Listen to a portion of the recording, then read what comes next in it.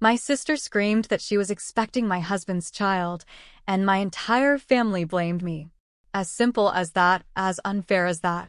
32 years enduring the same pattern, and that night was the straw that broke the camel's back. If your husband sought out your sister, there must be a reason. My mother's words still burn inside me. She uttered them in front of everyone, without a second of hesitation, like an absolute sentence. It didn't surprise me. It was the script of my entire life. Sophia, the princess, the culprit. Let me tell you how it all began. My sister, Sophia, has never finished anything in her life. 3 abandoned university degrees, 5 jobs quit because her bosses harassed her or didn't value her talent. Always living off the generosity of my parents, who still give her a monthly allowance as if she were a teenager and not a 30-year-old woman. I, on the other hand, am the family disappointment for choosing independence, for marrying Daniel, a man who, according to my mother, is not up to the family's standards because he chose to be a university professor instead of working in the family business. The last monthly dinner at my parents' house started as always. Mom rushing to serve Sophia water at exactly the temperature she prefers. She didn't even offer me a drink. Daniel squeezed my hand under the table. He understood the family circus perfectly. Did you hear that Elena got promoted at work? Daniel mentioned, trying to give me a moment in the spotlight. My mother barely looked up. That's nice. Sophia also had an interesting week. She's about to sign a modeling contract. I had to contain a laugh. Sophia's modeling contract was for a clothing store, nothing professional, but in the family narrative, her temporary internship was equivalent to my promotion after 6 years of hard work. I noticed something strange in Sophia's eyes. That calculating glint that always preceded one of her dramas. I knew her well. The last time I saw that look was when she accidentally spilled wine on my wedding dress during the toast. I have something important to announce, Sophia interrupted just as I was commenting on my new work project. Everyone turned immediately. My words were suspended in the air, forgotten. Sophia stood up, her hands theatrically on her belly. I'm pregnant. My mother shrieked with excitement. My father smiled proudly. No one seemed to care that Sophia had been single for the past 2 years, ever since her boyfriend left her unexpectedly, another one of her lies. My first grandchild, exclaimed my mother, hugging her as if she had won an award. Who's the father? Did you get back together with Javier? And then, the moment that would change everything. Sophia looked directly at me with that cruel smile I knew from our childhood when she would break my toys and blame me. The baby is Daniel's, she said, pointing at my husband. Time seemed to freeze. I saw Daniel pale beside me, his jaw dropping in genuine confusion and horror. What was all he could articulate? That's completely impossible. I've never been even remotely close to you in that way. Sophia had prepared her performance well. Tears welled up with the precision of a professional actress. Don't keep denying it, she sobbed. You sought me out all those times Elena was busy with her work. You told me I was special, that you'd always preferred me. Daniel stood up, trembling with rage. This is complete madness. I've never touched you. Elena, you know this is a lie, right? But what destroyed me wasn't the absurd accusation, it was my parents' immediate reaction. My father slammed the table. Daniel, how could you? I trusted you. And my mother, without even looking at me, went to Sophia to embrace her protectively. Then she looked at me with that expression of perpetual disappointment. Elena, she said in an icy voice, if your husband sought out your sister, there must be a reason. Can you believe it? Her daughter had just been supposedly betrayed, and her response was to blame her. 32 years of the same thing. When Sophia broke my bike, if you don't take care of it, there must be a reason. When she stole my diary and read it in front of my friends, if you write things like that, there must be a reason. When she sabotaged my science project, if you got a bad grade, there must be a reason. Sophia intensified her crying, her infallible tactic, since she was 3 to get what she wanted. My mother comforted her as if she were the victim of this fictional situation. What's going to happen to my baby? She whimpered, looking accusingly at Daniel. A baby that doesn't exist, at least not with me, Daniel replied firmly. This is absurd. We haven't even been alone in a room. Don't keep lying, Sophia cried, clinging to my mother. Tell Elena the truth. Tell her what you told me about marrying the wrong sister. That was enough. I knew my sister and her manipulations. I knew my parents and their selective blindness. And I knew my husband. With a calmness that surprised everyone, including myself, I took an envelope out of my purse and put it on the table. What's that? Asked my father, suddenly cautious. Something I was going to share today before Sophia's melodrama interrupted us, I replied serenely. Although now it's much more opportune. My mother smiled maliciously. If those are divorce papers, we understand perfectly. Of course, she would say that. My failed marriage would be another trophy for Sophia's display case. No, Mom, they're not divorce papers, I said, taking the envelope in my hands. It's something Sophia really wouldn't want you to see. The silence in the room was so thick you could cut it with a knife. All eyes were fixed on the envelope that was about to change our lives forever. The truth is, I always knew this moment would come. Not the specific pregnancy drama, but the moment the family fantasy would crumble like a house of cards. I had been anticipating it for years. Sophia looked at me with panic as I began to open the envelope. For the first time, her tears were genuine. My mother tried to snatch it from me. Elena, this is not the time for your dramas, she said as if I were the one who had just falsely accused someone of infidelity. Your sister is going through something difficult. As always, I replied dryly. Sophia is always going through something difficult. Do you know what's really difficult? Having to constantly prove your worth while your family doesn't believe you even when you say the sky is blue. I slowly took out the papers. I enjoyed every second of that tension. Daniel put his arm around my shoulders. That silent gesture meant everything. Unlike my biological family, he was always on my side. Before I show you this, let me tell you a little story, I said, looking directly at Sophia. A story about why I know my sister so well. Sophia's eyes widened. She knew exactly what I was referring to.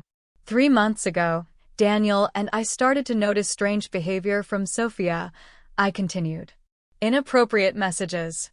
Surprise visits to our house when I happened to be out. Insistent questions about our marriage. My mother tried to interrupt. Elena, your sister was just being nice.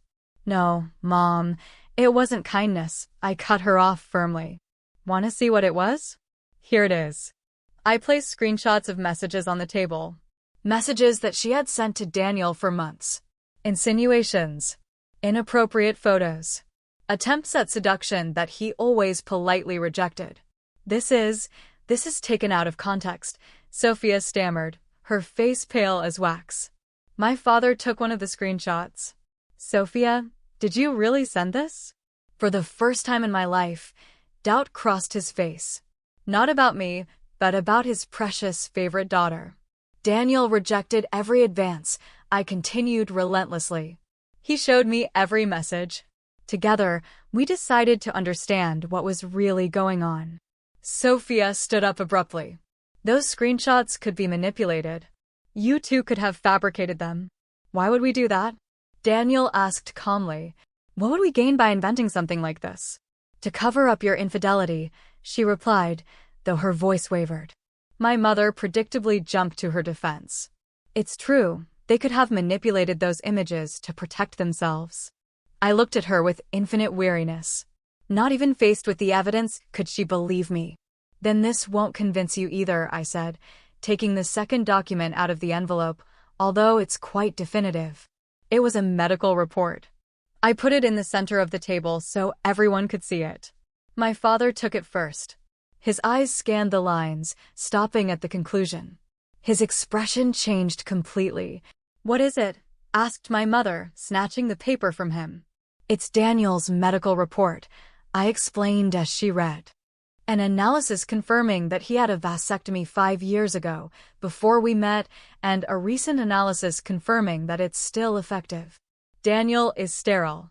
Mom, he can't be the father of Sophia's supposed baby. The silence that followed was deafening. My mother reread the document again and again as if she expected the words to magically change.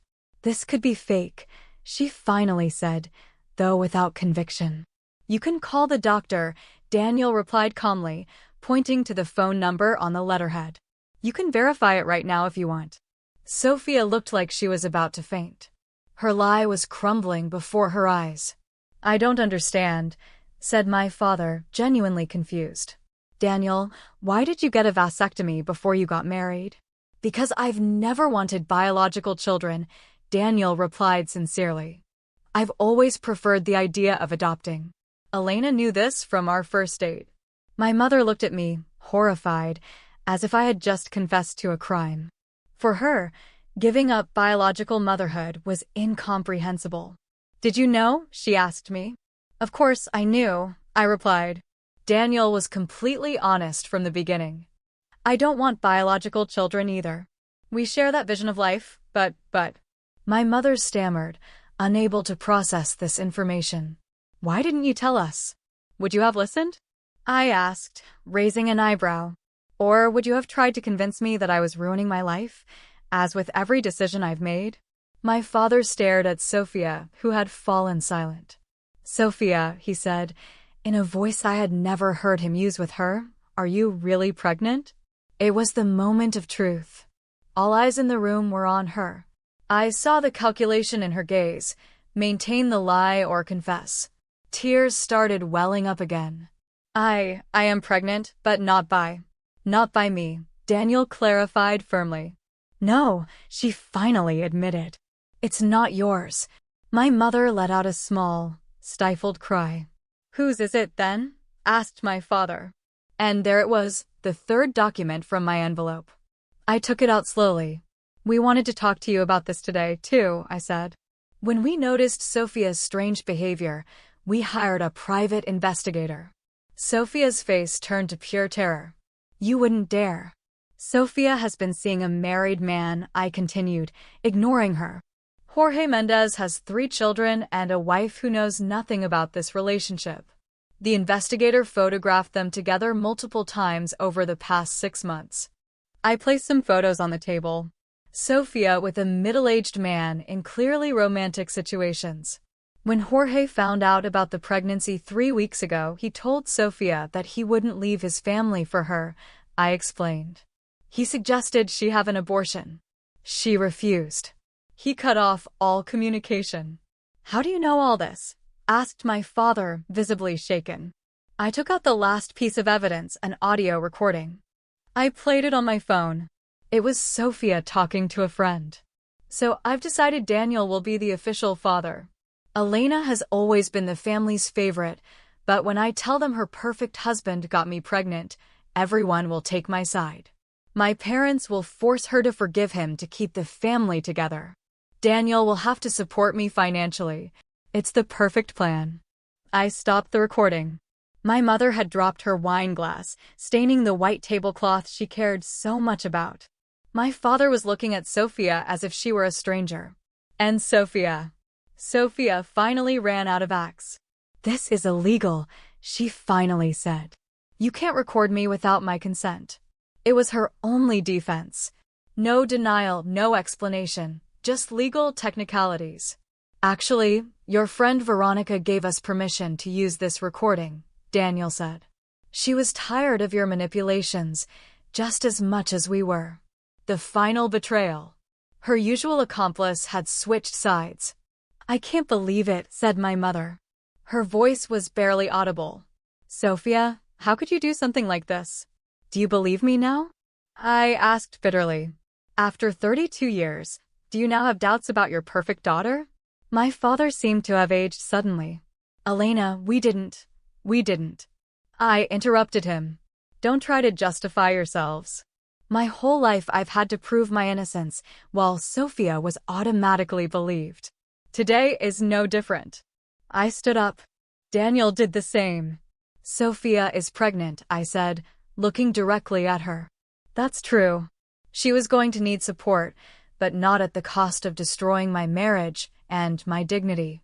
My sister finally broke into real, uncalculated tears.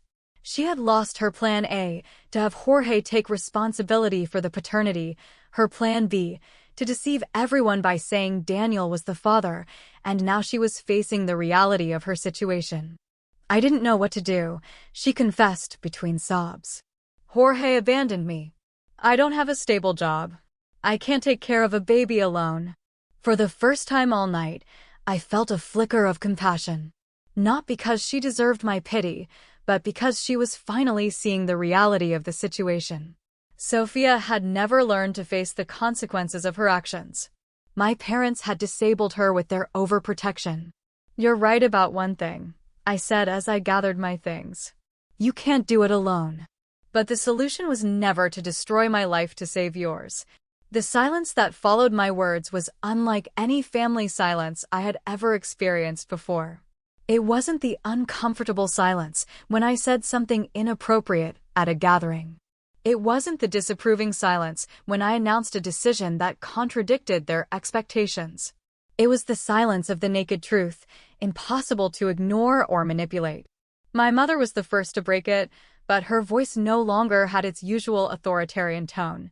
Elena, you can't just leave like this, she said, but it sounded more like a plea than an order. We're family.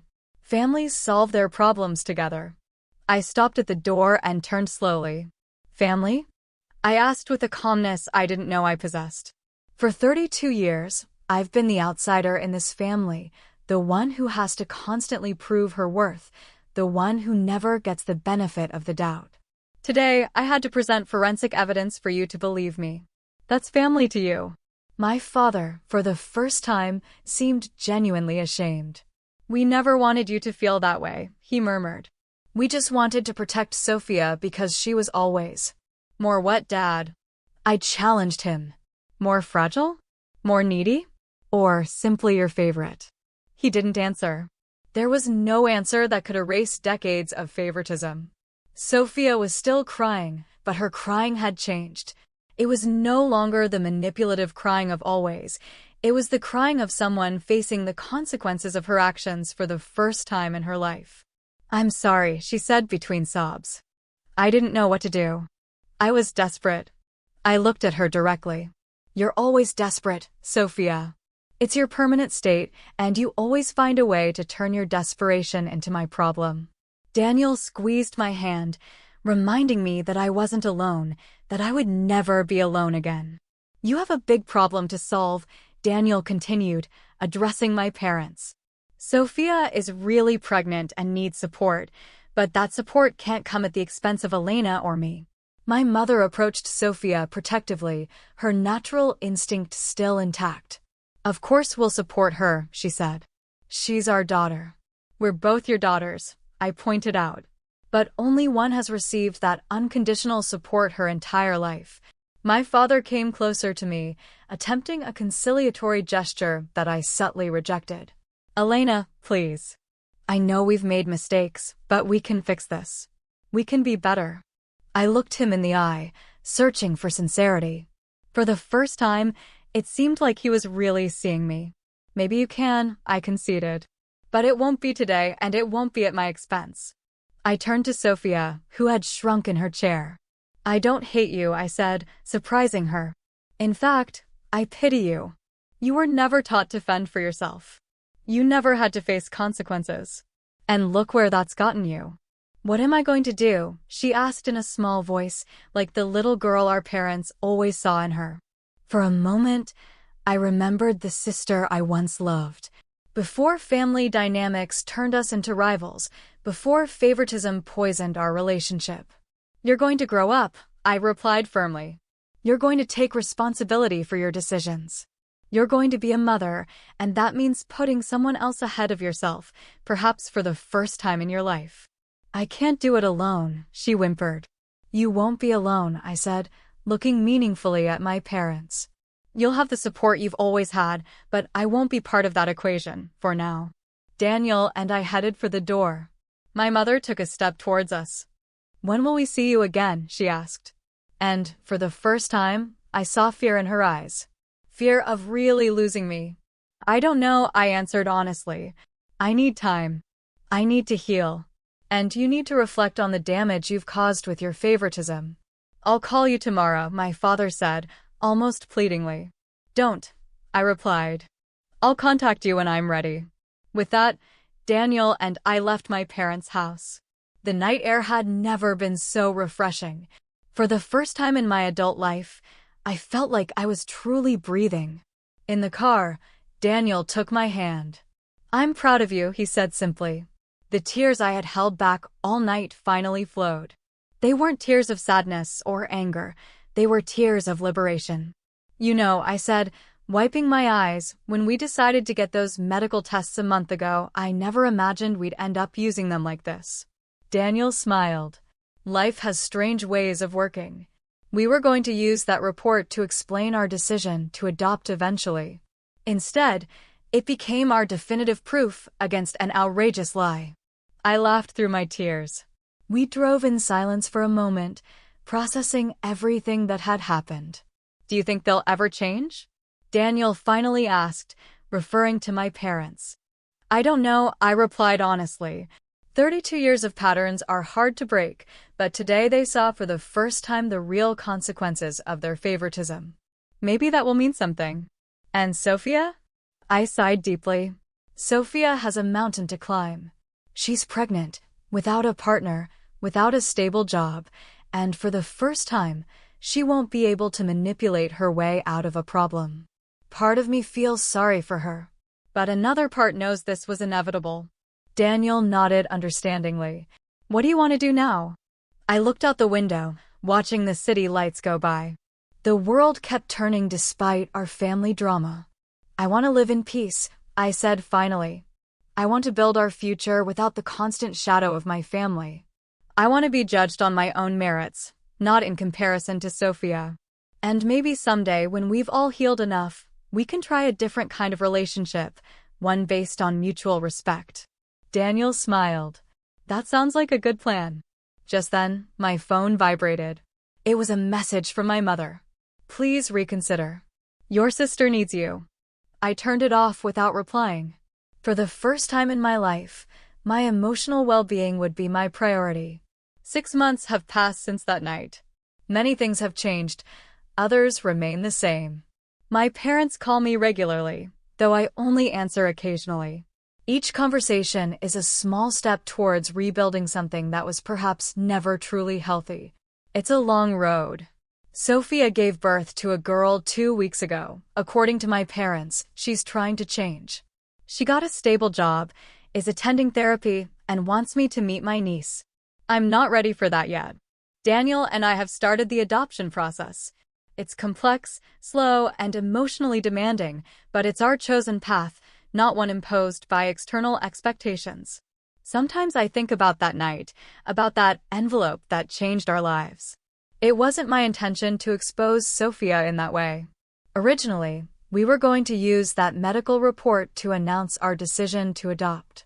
Fate wanted it to become our defense against a destructive lie. Life rarely follows the script we imagine. Sometimes it takes unexpected turns. Sometimes it forces us to face truths we've avoided for years. Sometimes it challenges us to set boundaries we should have set long ago.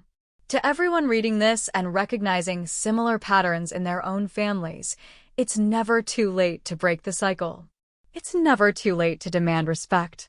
It's never too late to say enough.